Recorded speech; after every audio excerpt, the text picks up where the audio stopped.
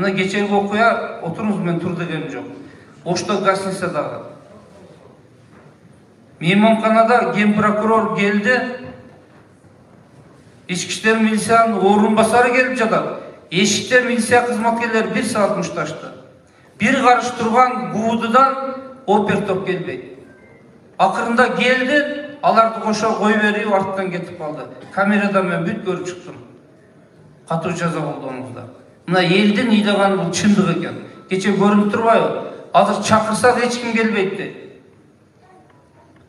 Жөнөкөй кызматкерге чейин караңыздар. Барын ротация кылыңыздар.